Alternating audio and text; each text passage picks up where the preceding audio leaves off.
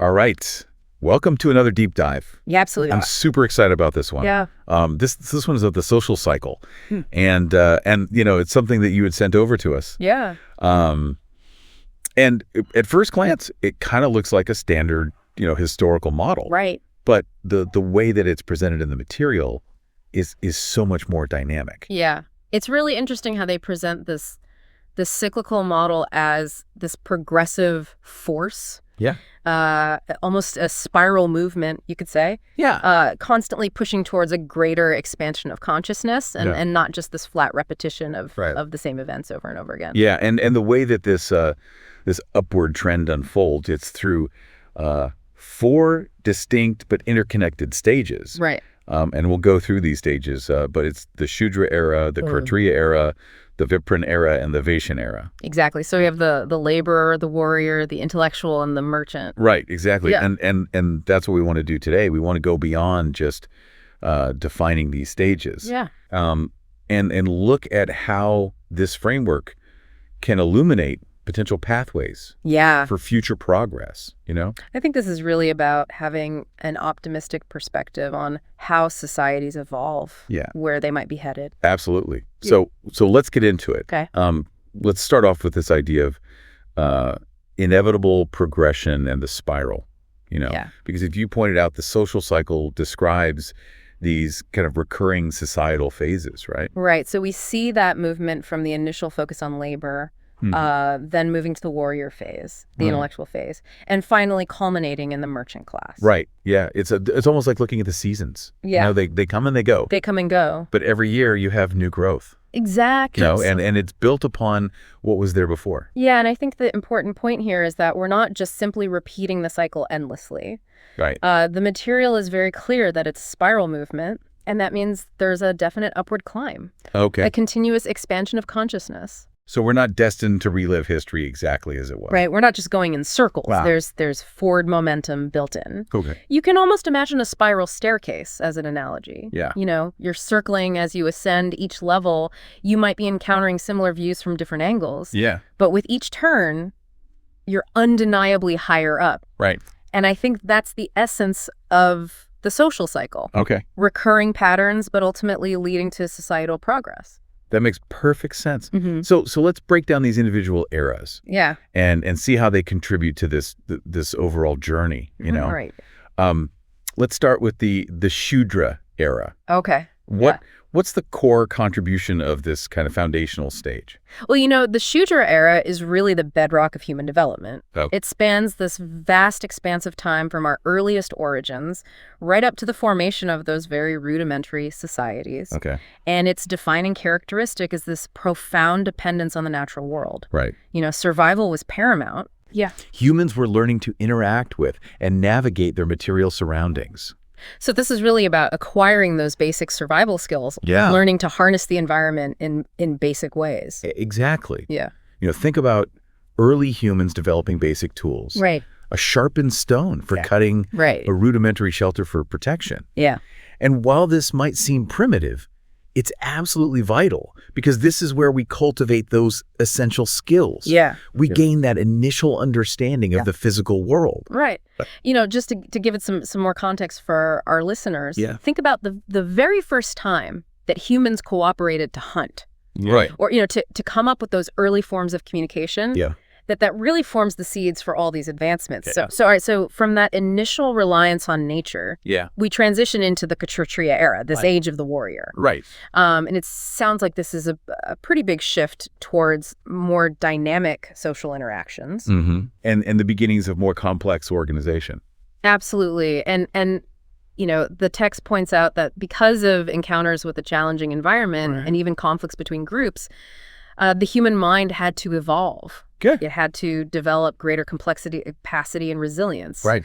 This led to, the development of confidence, courage, and even the ability for some to assert influence over their surroundings. To start organizing groups.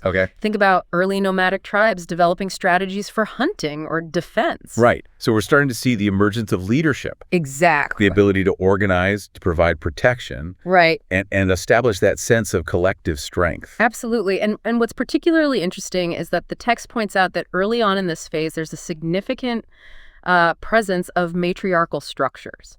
So for a considerable period, women as clan mothers played a pivotal role in guiding early human society. That's a fascinating aspect that often doesn't get talked about. Yeah. I think it's a powerful reminder that concepts of leadership and power have undergone some serious transformations over time. Yeah, absolutely. And then we see the emergence of the patriarchal systems. Right. And the rise of those early empires. Yeah. The Aryans, the Sumerians, the Romans. Yeah. How does this play into this progressive movement? Well, this period saw the development of these larger, more intricate social structures, more sophisticated forms of organization, the consolidation of power. Right. And importantly, it fostered this sense of unity and collective identity, though often within specific groups or empires, of course. Right. But think about the impressive infrastructure projects of the Romans, the roads, the aqueducts, or those early legal frameworks. Right. These were crucial building blocks for future societal development. Okay, so building on this physical prowess and societal organization, the cycle shifts into the Viprant era, the age of the intellectual. And this seems like a really pivotal stage absolutely. For human progress. Where abstract thought and knowledge really takes center stage. Yeah, the material emphasizes that flowering of intellectual capacity during this era. And, the ingenuity of the Vipras, the intellectuals, spurred those early transformative scientific achievements. I mean, think about the controlled use of fire. The invention of tools like the bow and arrow, the plow. Breakthroughs in agricultural practices. These weren't just minor innovations. They fundamentally reshaped how humans lived and interacted with their world. These are the things that really propel us. Past mere survival. Exactly. And allowed for more complex societies. The beginnings of leisure. And the pursuit of knowledge for its own sake. Absolutely. And this era also witnessed the rise of those influential intellectuals. Ministers, priests, philosophers, lawgivers, who shaped society through the power of ideas. Codified laws and sacred texts. This was a time when knowledge and wisdom held significant societal sway. In fact, the text even refers to golden ages within this era. Like the early Buddhist periods or the European Middle Ages with their monastic centers of learning, where culture, art, and scientific inquiry really flourished. You can imagine that explosion of philosophical thought and artistic expression during those times. Yeah, absolutely. But, the text also mentions this challenge, this risk of knowledge elitism and intellectual stagnation. How does that fit into this progressive spiral? That's a crucial point. I mean, while the Vipran era fuels these incredible intellectual advancements, there's this natural tendency for that knowledge to become concentrated within a select group. And, this can lead to the suppression of dissenting ideas and ultimately hinder progress if that intellectual power becomes detached from the needs of wider society. So the very force that drives us forward can also hold us back. It can become a limiting factor if it's not broadly shared. Okay, so following that age of the intellectual, we shift into the Vaishian era. The age of the merchant. The age of the merchant. And this sounds like a pretty big shift. It is. Towards practicality and a different kind of societal energy. Absolutely. This is where we see the merchant class rise to prominence, bringing with them a new dynamism and a pragmatic approach to societal organization. The focus shifts to trade commerce, the accumulation of wealth as key drivers, and the text points to the emergence of those proto-democratic movements and a reduction in gender inequality in Europe during certain periods of this era as examples of these positive outcomes, fueled by this emphasis on individual enterprise and exchange. So it's about getting things moving, fostering that exchange and enterprise. connecting people and resources in new ways. Absolutely. Think about those bustling trade routes. Yeah. Connecting distant lands. Right. The rise of those vibrant commercial centers. Yeah. And the flow of goods and innovative ideas they facilitated. Yeah.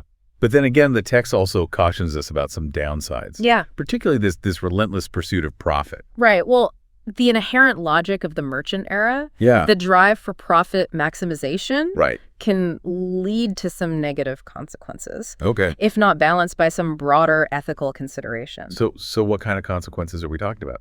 Well, the text mentions the potential for environmental degradation as resources are exploited, Right. and the risk of exploitation of the working population Okay. if they're viewed solely as a means to an end to Right. increase profits. Right. You know, we see this rapid growth of industrialized nation states Right. fueled by this mercantile energy, Yeah. but also the potential for extreme wealth concentration and a stagnation of purchasing power. Yeah, it's a picture of incredible innovation and progress, Yeah. but also this potential for societal imbalance. Yeah. If this drive for material gain Right. becomes the sole guiding principle. Yeah, if it's not balanced. Okay, so we've gone through this cycle. Yeah, made the rounds. From Shudra to Kshatriya to Vibrant to Vaishyan. Right. But the crucial point, as we said before, is that it's not this static loop. It's not just a circle. It's a spiral. Right. It's progressive. Yeah. So how does that transition, that uprising actually occur? Well, this is where we get to the mechanics of change. Okay. What the text refers to as this systaltic movement. Right. And it's not a smooth, continuous progression. Yeah. Society actually experiences these alternating phases Right. of social movement and relative pause. Okay, so this systaltic movement Yeah. is kind of like that rhythmic contraction and expansion. Yeah. Almost like a heartbeat. Yeah, exactly. That image captures it perfectly. So the systaltic pause is that phase of relative stillness, Okay. often characterized by widespread discontent Okay. or even suffering Yeah. under the existing social order. Right. But this period of apparent inactivity is also when new ideas are incubated. Okay. New solutions emerge that challenge the established framework. Right. And this pressure builds until it triggers what we call manifestative motion. Okay. This is that initial, often very energetic burst of dynamism Right. as these new ideas gain traction and start to reshape society. So that's like the exciting part. It is. Where this pent-up energy and new vision really starts to transform society. Exactly. And as these new ideas become more widely accepted, a new societal structure solidifies. Okay. We enter what's called manifestative motionlessness. Okay. This is the peak, the golden era of that social movement, where its ideals and benefits are most fully realized. Right. But as we've seen with each era, this peak eventually gives way to decline. Right. As dominant groups within that structure may start to exploit others or resist further progress. Okay. Leading us back into that systaltic pause. Right. So each age flourishes. Yeah. But also contains the seeds of its own decline. Yes. Which then creates the conditions for the next stage. That's the cycle. Right. So we've been talking about society as this entity. Yeah. But society is made up of individuals. It is. So how do we as individuals contribute to this process of social transformation? Well, the text emphasizes that the society isn't some abstract entity separate from us. Okay. It's fundamentally a composite of individual movements. Cool. Our actions, our collective desires shape the direction of society. Okay. But it also points out this interesting dynamic. Okay. The collective flow's wavelength. Yeah. The pace at which society as a whole evolves is often longer, more drawn out than the wavelength of individual aspirations for change. So we as individuals might feel a sense of urgency. Exactly. That's not reflected in the broader society. Not immediately. Okay. And this difference in pace, or this disparity in wavelengths, creates the potential for both gradual evolution and more rapid, even revolutionary change. Okay. When a critical mass of individuals becomes dissatisfied with the current flow and actively desires something different. So it's the cumulative effect of those desires and actions that really compels society to shift. Yeah. Okay, and the text also talks about these Vikshubdha Shudras and sadvipras. Yes. Who are they? Okay, well, the Vikshubdha Shudras are really important to understanding how these shifts begin. Okay. These aren't your typical laborers. Okay. who passively accept the status quo. Okay. They're individuals within the laborer class who possess this inherent drive. Okay. Either the ambition of warriors or the intellectual curiosity of intellectuals. Well, they're the ones who feel the constraints of the social order most acutely. Yeah. And they become catalysts for transformation from the ground up. So it's that untapped potential. Yeah. Absolutely. That different kind of energy in individuals who are traditionally at the bottom of that societal structure. Exactly. And then we have the sadvipras. Yes. And they sound like pretty enlightened leaders. The sadvipras are envisioned as these spiritual intellectual leaders who embody the most positive attributes of all the social classes. Okay.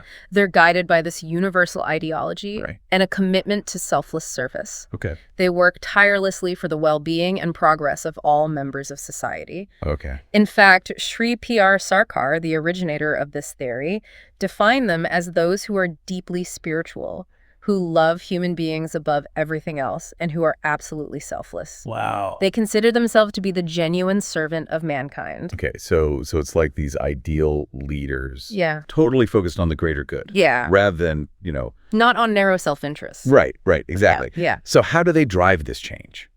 Well, the text explains that sadvipras can actually accelerate the social cycle in a positive direction. Okay. Because they have this comprehensive understanding of societal dynamics and this selfless commitment. Yeah. They can see the early warning signs of decay and exploitation. Right. And they can work towards a smoother transition to the next stage. Okay. They can inject sufficient momentum and force to prevent those prolonged periods of stagnation and suffering. So they're crucial for ensuring that this spiral is as efficient and beneficial as possible. Absolutely. Okay. And all this leads to this vision of a permanent social synthesis. Right. What does that look like? Well, it's not envisioned as some static utopian ideal, but rather as what they call a quasi-permanent social synthesis, guided by the wisdom and leadership of the sadvipras. Right. And the core idea is to create a more consciously directed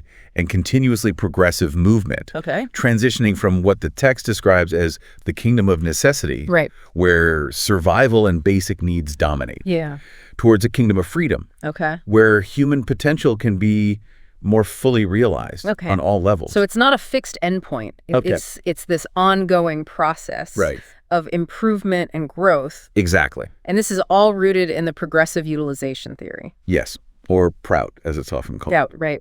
It's a comprehensive socioeconomic framework that aims to harness the full spectrum of human potential. Physical, psychic, and spiritual to create this continuously progressing and truly dynamic society. So this has been an incredibly illuminating dive. It has. And it's inspiring to see this framework for understanding history. Yeah. Not as these random series of events, but as a journey towards greater consciousness and well-being. It's a hopeful perspective. Yeah, absolutely. Yeah. So for our listener, you know, who sent us this material, what would be the next step if they wanted to explore this further? Well, the source material really encourages further exploration. And it highlights the Prout Study Circle as an invaluable resource. It's a space where you can connect with others who are interested in these concepts, engage in discussions, and really unpack the nuances of this theory. Right. It's about collective learning. Exactly. And building that community. Absolutely. So to wrap things up, the social cycle, as presented through this lens of Prout, offers a hopeful framework for understanding. Not just where we've come from, but where we might be going.